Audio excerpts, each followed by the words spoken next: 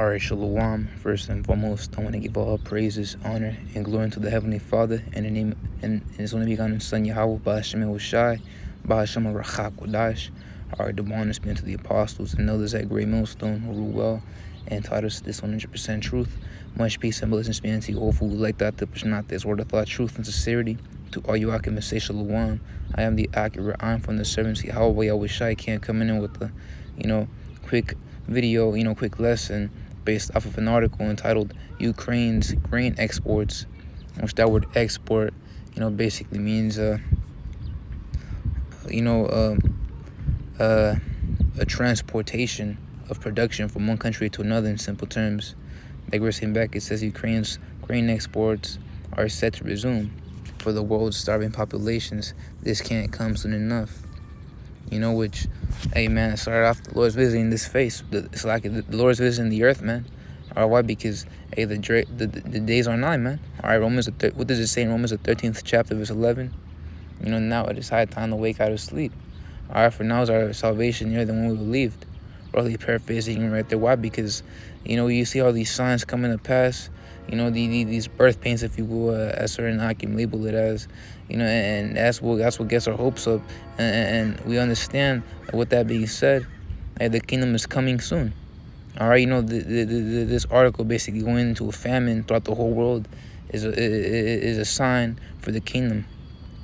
All right, so first of all, I want to get out the book of 2nd. This is the 6th chapter, and starting off at verse 7, it says, "Then answered I and said, what shall be the parting asunder of the times?" And because you got a timeline, and there's a certain split between that time from one period, one era to another era. So it goes on to say, or when shall be the end of the first? Right now, because we're at the end. We're not right now. It's not a beginning and end. It's an end and a beginning. All right, that's how the Lord set it up. An end and a beginning. So, or when shall be the end of the first and the beginning that followeth? Going on, it says, and he said unto me, from Abraham and Isaac, when Jacob and Esau were born of him, Jacob's hand held first the heel of Esau.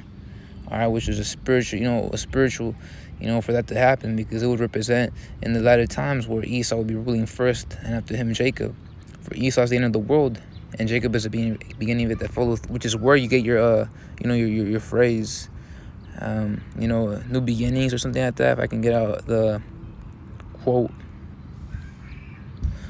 All right, every new beginning comes from some other beginning's end. All right, something like that. There's another one I heard, which was beautiful. But all right, it is nice to think that tomorrow is a new day with no mistakes in it yet. All right, Salaki. I'll get the gist of it. Hey, there's new beginnings, if you will. So, going on down, I want to jump down to the point, which is in verse 18. It says, and it said, behold, the days come that I will begin to draw nigh and to visit them that dwell upon the earth, and will begin to make inquisition, which that word inquisition basically means a search. All right, he's investigating. The Lord's investigating for blood, and you read about that in Psalms the 9th chapter. Why? Because he's gonna come down here to judge the nations for the controversy of Zion. All right, so every nation has a a transgression that they committed, wherefore they need to repay, and it's going to be by way of that war. All right, that Third World War, which this will lead up to that. All right, the invasion. So going on, it says, and will begin to make inquisition of them what they be that have hurt unjustly with their unrighteousness, and when the affliction of Zion shall be fulfilled. Because we're at the end of this thing, man.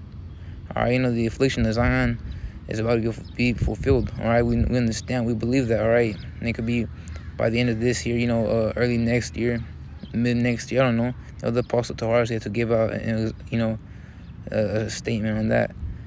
So I wanted to bring that point now. Jumping down, verse 22, it says, and suddenly shall the sown places appear in sown, the full storehouses shall suddenly be found empty.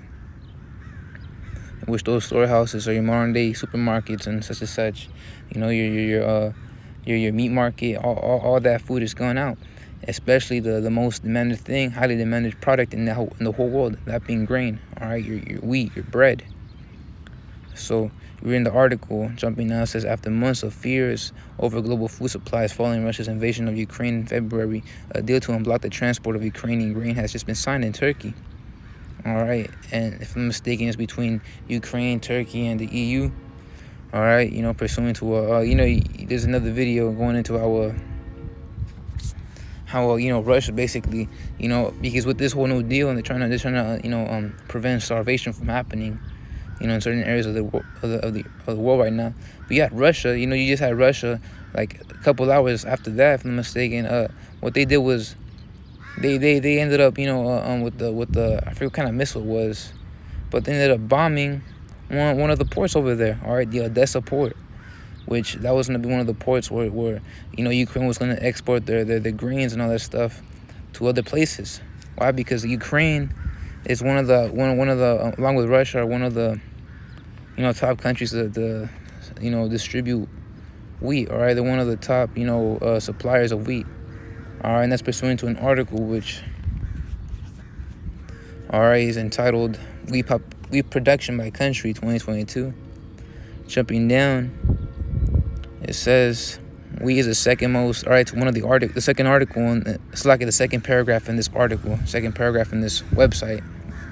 Wheat is the second most produced cereal grain behind maize, and the global trade of wheat is greater than all other crops combined. In 2020, the total global production of wheat was 760 million tons. China, India, and Russia are the three largest individual wheat producers in the world, accounting for about 41% of the world's total wheat production. The United States is the fourth largest individual wheat producer in the world. However, the EU, if it were counted as a single country, its wheat production would exceed that of any country except China. All right, so then it gives you the ranking, the top 10 countries that produce wheat. Starting out with China's number 1, and ultimately underneath with the whole EU combined would be second place. But jumping down, ranked number 8, it's Ukraine. All right, they're one of the top wheat producers in the whole entire earth right now. All right, so jumping down to one of the other paragraphs, says Russia and Ukraine together account for nearly 30% of the global wheat trade. All right. As a result, Russia's 2022 military invasion of the Ukraine sent global wheat prices soaring, and it's gonna stay that way, man. All right. That's why the Lord put the spirit on these Russians to end up, bombing one of the ports. All right. Although you got the diplomats saying, one of the Russian diplomats saying that they're gonna be the ones to transport, who knows. All right. We understand that. The Lord's about to, bring hell upon the earth. So we're most likely gonna see, more, a harder famine, if you will, a harder famine coming. So, Russia's 2022 military invasion of the Ukraine sent global wheat prices soaring, with Ukraine's production ability compromised, and many countries restricting or shutting down trade relations with Russia. All right, so Russia is also a major supplier of fertilizer, which is vital to maximizing crop yields, which adds another layer of complication for farmers, which basically the only reason why Esau would ever invent fertilizers and use it on crop fields will be for the very reason, of money. All right, you got something as a cash crop, which a cash crop is basically, what these modern farmers do in this economy, which is basically to only grow food such as wheat for the very purpose of money. All right, for profit. Whereas back in the ancient world, when a farmer would actually farm, it would be intend to eat, to actually eat and enjoy the food, all right, to survive. Now it's just about money. That's why Esau removes the nutrients, he puts up Roundup fertilizer, all that bullshit, man. So Esau's one of the reasons why, by design, why we're going through a famine. All right, so jumping over to bear with me, if I can get it out. Second Ezra's, the 16th chapter, or 15th, like the 15th chapter. All right, verse 19. It says, "A man shall have no pity upon his neighbor." All right. Hey, so all this talk about we're brothers, we in it for life, because you got Jake like that, man. You know how Jake is. All right, when they form a pact together, you don't have to even be family, all right? Like little bloodline. You could just be, a family, basically because you love each other. All right, you got that one saying, family ain't about blood, but also those who you love. You know, roughly paraphrasing right there. And that's the mentality of Jake, man. So, you know, you got Jake out here that don't even know each other, but they consider each other family. All right, calling each other brothers and whatnot. You know, which we do the same thing, all right? You know, we do the same. We call each other Akim. You know, we call each other the Akim.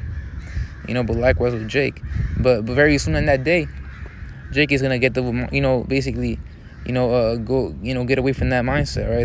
They're gonna betray one another, you know, regardless of their past. A man shall have no pity upon his neighbor, but shall destroy their houses with the sword. That sword being the modern day gun. And man, you got a lot of Jake out here with weapons, man. Or even got so-called believers in this thing that hold on to a handgun just for the very reason of defense. You know, which is off, man. All right, it's a vain thing, if you will. You know, but basically going to the general population, you got people out here, you know, with their weapons, and very soon get to the point when shit hits the fan. All right, once this famine actually, you know, hits badly, you're gonna have people literally killing each other. All right, you go to I was looking at one of the documentaries, so like continuing out the precept, I bring it up right now. But shall destroy their houses with the sword and spoil their goods, because basically meaning to steal the goods. All right, to rob the goods. All right, like you had Mobb Deep say, rob the goods. I think I'm mistaken. Give up the goods. Give up the goods. So because of the lack of bread, and for great tribulation. All right, lack of bread in a little sense now, man. You know, for great tribulation. So you know, you go to what I was mentioning was that I was looking at one of the documentaries over there in the Philippines, which, you know, going, you know, siding with the other apostle Tahar, he stated that most, if not all, Filipinos are Israelites, and I believe that too. And it was really the spirit, because I was, you know, wondering if they were Israelites, and next, you know, the Lord hit us with that video by way of the other apostle Tahar. But yeah, you know, because they're poor, man. All right, they go into the curses as well. All right, they fit the curses, man. All right, that's why I believe that the Filipinos are actually most, if not all, Israelites, man. But you over there in the Philippines, and you got something known as a bagbag. All right, if I'm mistaken, bagbag, which basically means rubbish food. You know, basically food that was in the trash. And basically what happens at these restaurant owners, they buy the trash food, you know, from the literally found in the landfill. All right, so this food found in the landfill, yeah, these restaurant owners buy it from the landfill owners or the workers, you know. And what happens is that with that food that was in the landfill, they clean it up 3 times, and that's how they feed the poor. All right, in the poor communities of the Philippines. So bagbag, if I'm not mistaken, I can get that definition out. Is bagbag is a Tagalog term, which is one of the languages over there in the Philippines, for leftover food from restaurants scavenged from garbage sites and dumps. All right, so and you see these documentaries, and you see the people out there, and they say that they enjoy the food. All right, you always see them scavenging day and night. You had one of the women say her family eats about bagbag, you know, four times a week. All right, four to 5 times a week. All right, and the rest of that, I'm not sure where she gets her food from. But hey, man, that's how desperate, you know, the Filipinos are. All right, you can only imagine what the Lord has in store. All right, especially in America, you know. Again, you know, a man shall have no pity upon his neighbor. So people are gonna go crazy. They're gonna go AWOL. All right, you know, America promotes the idea of high consumption. All right, of gluttony. All right, you always see them out there, you know, promoting food, whether it be in a boot ad. All right, you got the model, you know, showing off some new bell bottoms, and she has a fucking burger in her hand. All right, tempting you to go get one, you know. And then I'll be striking up you guys with new menu items, like in a, if I'm not mistaken, Jack in the Box. You got the Jack Harlow meal or something like that. I'm not sure where that is. Burger King, I don't know.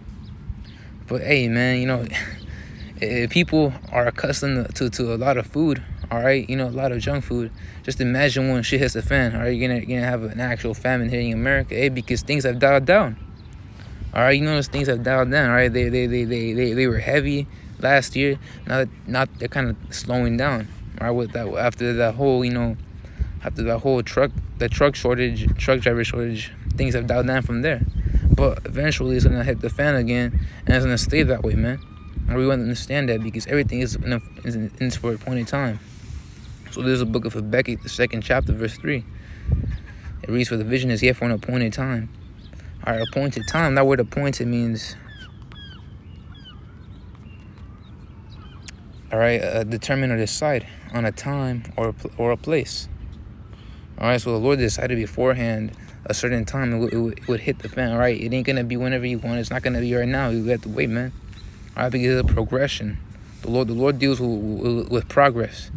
So for the vision is here for an appointed time, but at the end it shall speak and not lie. Though would tarry, wait for it, because it will surely come. It will not tarry. All right, which that word vision basically going to a prophecy, man. All right, and best believe you got tons of Akim that prophesy about famine. All right, even you got Akim right now that be having visions about a famine. You know, so hey, man, you know, we just gotta wait for the appointed time. All right, which will eventually come to pass like this, you know. So Esau trying to make these deals, you know, to you know, export the grains from Ukraine, but then Russia, you know, hey, you know, it's not gonna happen. All right, Russia bombing those ports and claiming to be the one to transport the goods. Well, you know, it's not gonna happen. Why? Because the Lord's is the Lord's judgment, man. All right, we gotta start off with famine as it was, you know, once prophesied Salaki about that.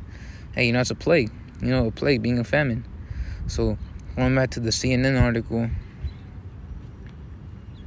it says, paragraph 2, but for many Middle Eastern, Slovakia, paragraph 1 again, after months of fears over global food supplies following Russia's invasion of Ukraine in February, due to unblock the transport of Ukrainian grain has just been signed in Turkey, which it ain't gonna happen, man. All right, you just had, you know, Russia, man, they bombed you with the support. So, but for many Middle Eastern and African states that have long depended on the two nations for staple food stuff, the grains cannot arrive soon enough. Russia and Ukraine are two of the world's biggest wheat producers. The war in Ukraine sparked by Russia's unprovoked assault has been the major factor in driving food prices up by 17% since January, according to the United States Food and Agriculture Organization, leaving large populations on the brink of starvation. All right, and it's going to stay that way. And it's going to come to America very soon, just you wait. All right, we believe that. Turkish President Recep Tayyip Erdogan said Friday that the agreement would spare billions of people from hunger, which ain't gonna happen. All right, it was prophesied long ago that you're gonna have people literally committing cannibalism, man. All right, little cannibalism is gonna come back, you know, because it's great tribulation, which another precept would be in the book of Matthew, the 24th chapter, verse. Actually, that's a beautiful, you know, precept. Verse 7, for nation shall rise against nation, and kingdom against kingdom, and there shall be famines and pestilences and earthquakes in diverse places. Hey, you know, now you got, you know, the World Health Organization talking about how, you know, monkeypox is a global emergency, bro. All right, so, hey, man, you see shit, you see all these prophecies coming to pass. That's how you know the scriptures are true, man. All these are the beginning of sorrows, you know. But going on down to so lucky about that. Going on down, verse 21. For then shall be great tribulation. All right, for then shall be great tribulation. Another word for calamity, such as was not since the beginning of the world to this time, no ever shall be. And they said, those days shall be shortened. There shall no flesh be saved, but for the elect's sake, those days shall be shortened. All right, so we understand that with all this happening, all right, this famine happening, hey, which the Akim are gonna be protected, man. They're gonna be preserved. All right, the Lord's got them. All right, you look into that word strengthened, and it goes back to I forget what the Hebrew word was, but the definition of the Hebrew word, if I can look it up, means to uphold, because the Lord's not uphold us. He's gonna, you know, protect us, be on our side. That's what the scriptures say. Hey, my servant shall lead, which I'm gonna get that out right now. So if I can get out the definition of the, you know, basically the Hebrew word I was looking for. So. Oh, Salaki. All right, you got the Hebrew word. Salaki, the Hebrew word.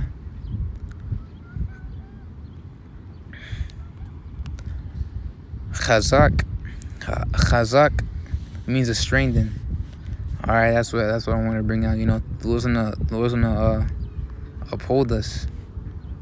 He's gonna strengthen us, man. But I want to get a precept out.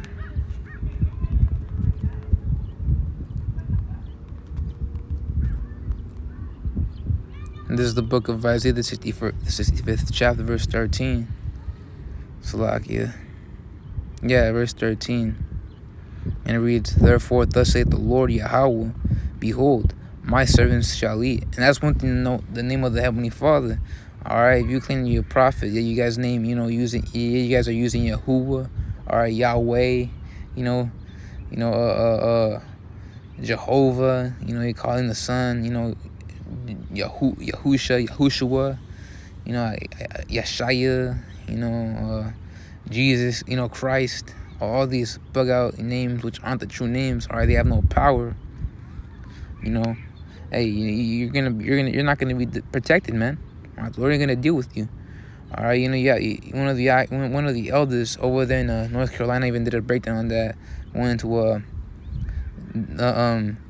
Minisha Slaki. Actually, I'm gonna get that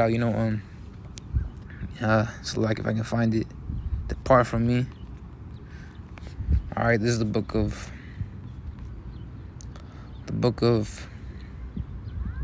Luke, the 13th chapter.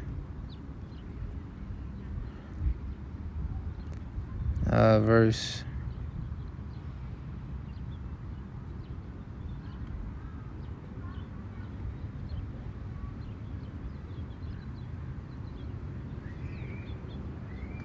All right, Salaki about that.